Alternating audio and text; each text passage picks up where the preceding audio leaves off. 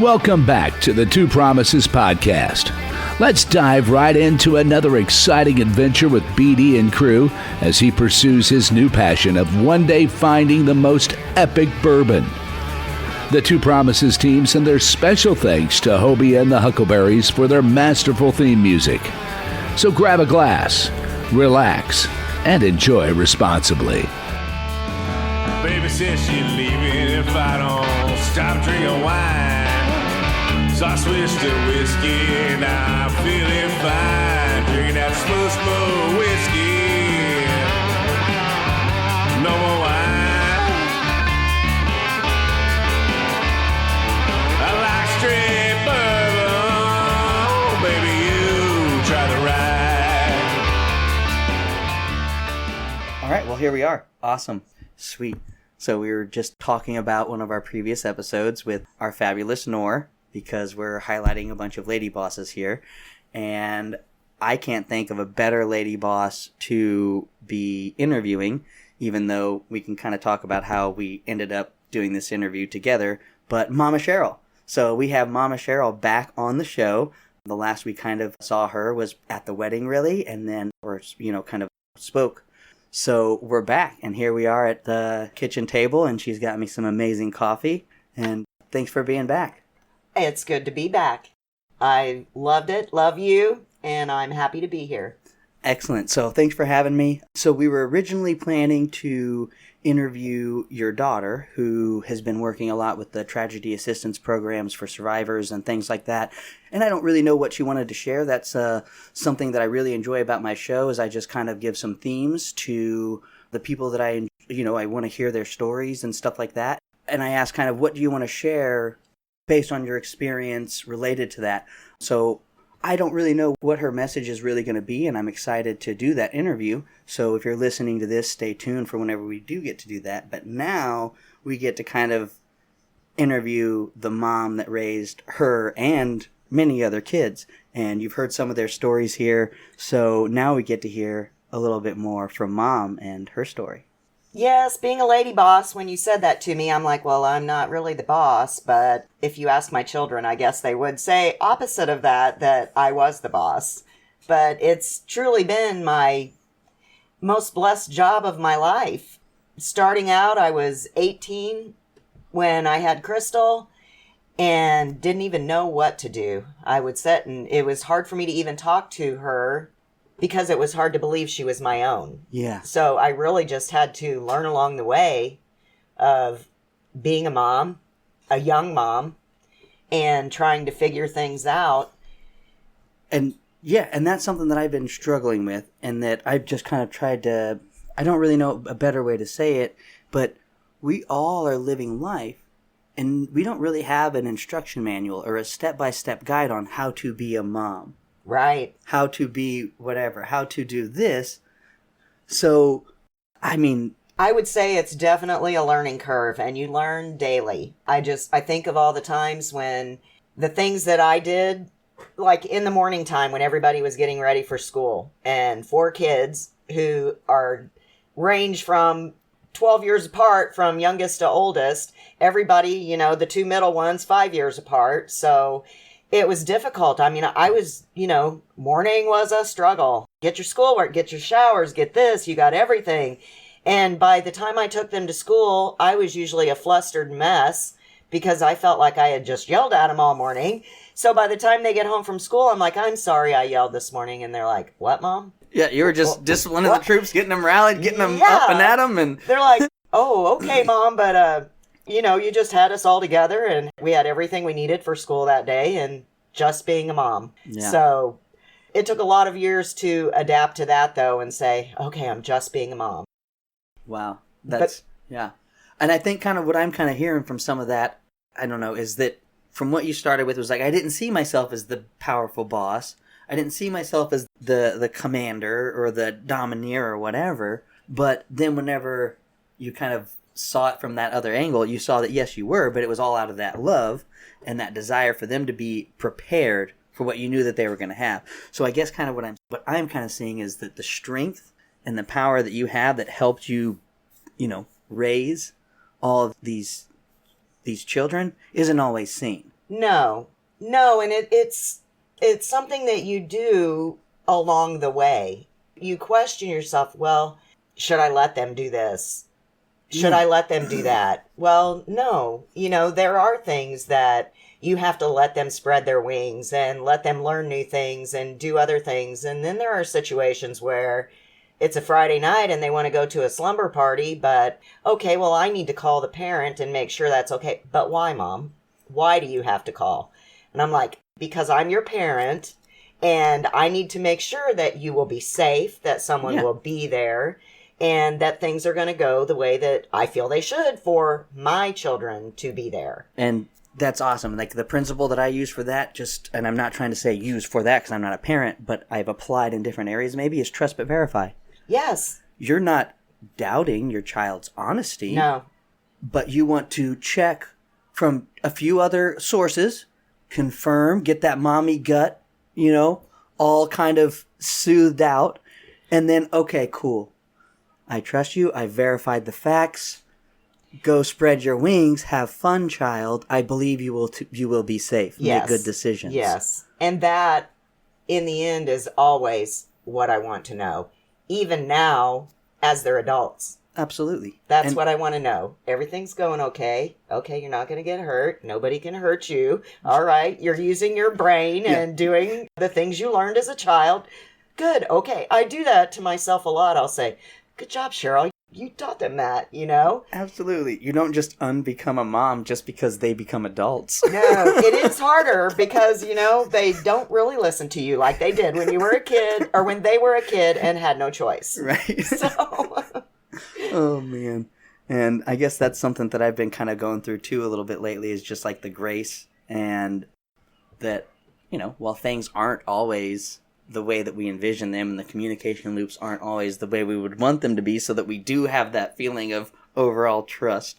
But, again, you did well because you can see it in, like, what everyone else sees. Like, what are the fruits? And that's what I kind of go back to. Or what are the visible... like flowers of what Momma Cheryl has done for her life, and it's how amazing Rachel is. You know what I mean? All these good things that you're saying, and That is the thing about being a parent, though, because it takes a lot of years before you realize the fruits of all your labor with your children. And I tell people that all the time when they're like, well, how in the world did you raise 4 teenagers? Teenagers will just drive a parent to be like, why did I have a child? They will make you think that way. And people will say, well, I can't handle this teenager. And I'm like, well, all you have to do is stay their parent. Don't try to become their friend because you have a lot of years to be their friend after you've been their parent for the 18 to 22, 24 years through college and that type of thing. Yeah. But you just have to be a parent and teach them to be productive people in this world. That's really cool. So, and I like that too because, again, a lot of things for me that I've been kind of working through is trying to clearly define the boundaries between different things in those relationships. So whenever you just said, and I don't want to like minimize it by saying just, but whenever you very powerfully pointed out that a good thing that helped you was to stay their parent and not transition into being their friend. Fighting against maybe some of those emotional urges to connect with them emotionally as they grow and help them through some of these things, which is very important part of parenthood as they're trying to, develop their independence and where they fit into this world, right? So having to deal with that struggle within yourself to stay their parent and don't be their friend because you're saving that for when you can really fully enjoy it whenever they're mature. That's kind of what I've... Right. That's exactly how I have looked at it. And that is so awesome. It's a struggle. I will not say it's not a struggle because when you have... Especially having 4 children, it just seemed overwhelming. There were lots of days when it was really overwhelming. It's like, well, do you have your homework done? Well, no, I still have this to do. Well, do you have all your stuff in your backpack? Well, I can't find this. Or do you have your uniform for tonight? Do you have your bow? Do you have your shoes? High-functioning, active kids, 4 of them. And that's why I always look at my parents and I'm like, I don't know how they did it. You know what I mean? And then whenever, honestly, and I just be real, like whenever I come back and I'm like, I don't have anything right now, you know what I mean? And I'm like, I know they've been there so many times. You see what I'm saying? Yes. So like, I think through all these things, you know, but that's just, I guess, a part of life, and understanding those cycles and just kind of being trusting. Yes. Trusting the method to your madness, I guess, you know, because Yeah. it's like, well, it would be easier if I could just say, okay, go stay here for the weekend, you know, and it'll all be good. But no, I have to take the entire week to figure out, well, give me their parents' name. What's the address? I'll take you there. I want to see everything, you know. And it always makes me think of you guys with your overnight video game things that you used to do when you were kids. Yeah. You guys with the Halo and all that. Uh-huh. There was not a time where you guys stayed somewhere that I didn't talk to either your parent or Chance's parent, or, you know, wherever it was you would go, even after year after year after year. And before and after, just to see what everybody, you know, they all did the same thing. Everything's, I know.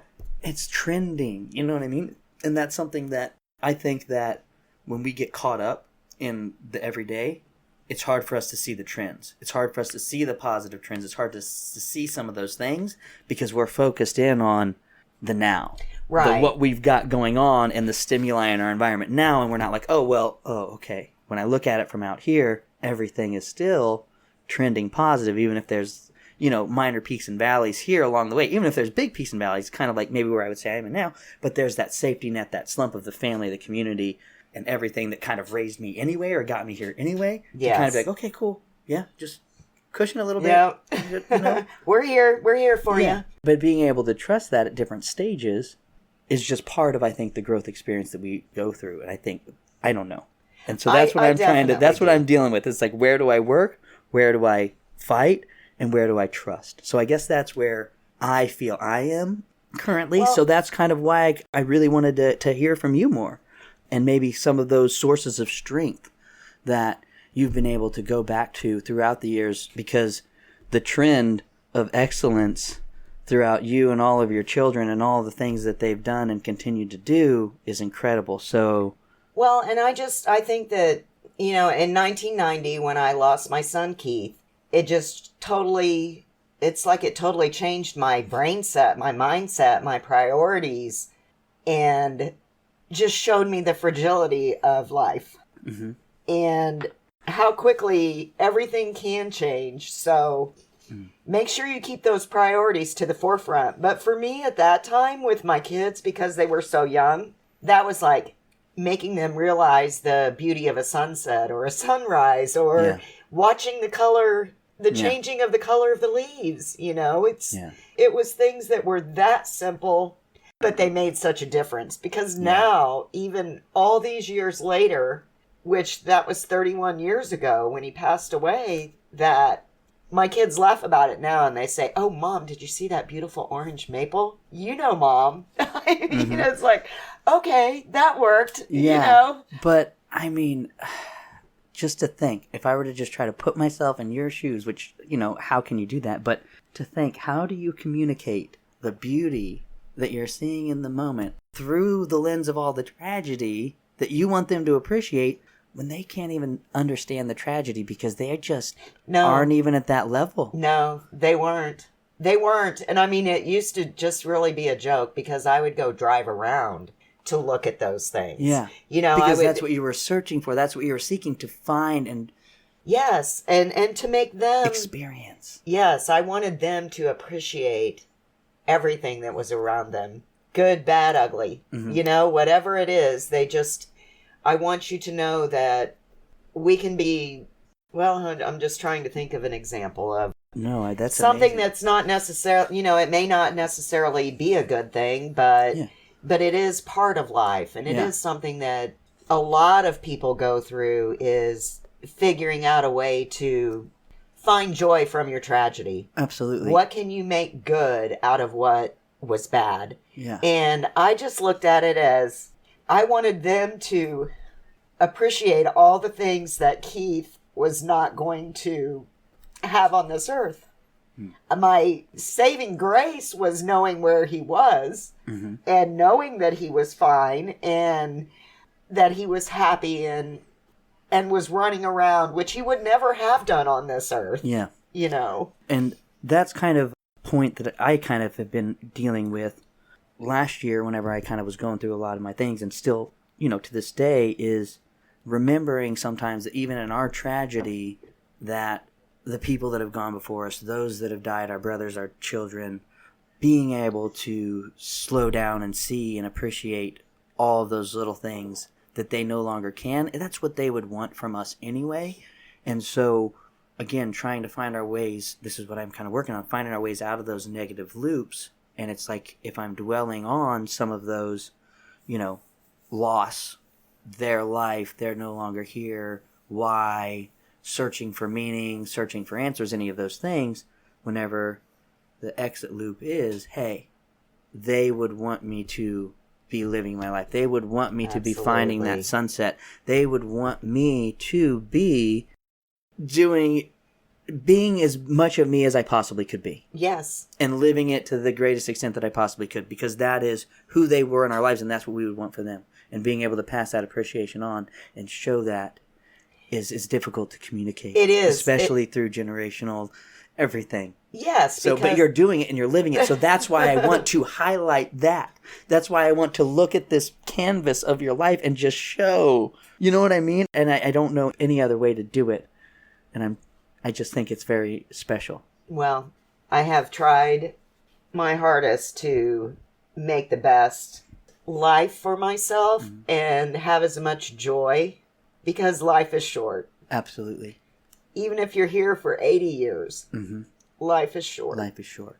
Absolutely. So one thing that kind of, whenever you were speaking, is the power of appreciation, stuff like that, and recognizing the good, the bad, the ugly, right? And just saying, well, hey kids, so I just want to just tie it into something, an exercise that I do, because that's kind of what's helpful for me than trying to explain it, is some of those points that you've made, I'll listen to, like if I'm, just trying to zone out or trying to sleep, sometimes like the audiobook Meditations by Marcus Aurelius, or something like that, some like philosophy, or even during a workout. And you're talking a lot about frame shifts, a lot about mindfulness, a lot about presence in the moment, and a lot of the beauty and tragedy. And a lot of those are themes that he talks about as he talks through all the life experiences that he's lived through.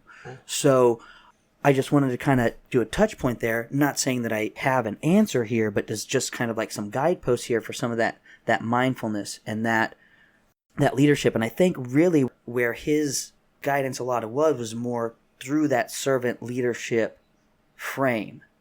And his stuff was very, there will be loss, even if you are an emperor, even if you are whatever. These are the cycles, and people will be people. And I mean, it's just, I think that if people are trying to find ways to actively cultivate some of these skills that you have, I'm just trying to say, hey, this is an option. Maybe if you listen to some of these things, you might be able to pick up some of these character traits that Momma Cheryl is sharing. And if you're not that type of person, that you don't think in those realms, that's fine. That's just a little nugget in case someone can resonate off of that. But I think that it's all going to move towards a collective, like, combining of our knowledge bases. You know what I'm saying? Definitely. I mean, life is a learning experience. It's, you have the happy, you have the sad, and you have to decide and that's in everyday life. I mean, if you're worried about, well, I can't figure out what the heck I'm going to fix for supper, and then everybody's here and you're like, what the heck am I going to fix for supper? And really, when you just look at it and it's like, this is really small in the big scheme of things. Yeah. Let's make a pizza. Yeah. There's a simple solution to something that you've worried about all day. Then you didn't do it soon enough. Well, then you're all stressed out because you've got 4 kids and a hubby who's worked all day, Absolutely. know. But it is a definite conscious decision to say, am I going to let this day do me in? Or am I just going to sit back, take a breath, regroup, and let's try to move forward and find something positive that we can look at about this day. I truly, when I lost Keith, I would tell myself every day, this is either going to make me a better person or a bitter person. And I truly had to choose. Absolutely. I had to decide, am I going to give up? or am I going to go on? And if I am going on, what am I going to do that? That's awesome. So you do have to stay in your own mind and tell yourself. Sometimes it's on an hourly basis where you're saying, let's just keep going, keep going, keep going. Absolutely. I think it was literally just yesterday that I was journaling about bitterness. So I just am so... I've seen people. That's one thing about being a different generation. I'm almost 60. So I've seen many people throughout my lifetime who chose the other way and became bitter. Yeah. And their lives lost what they could have had. Yeah.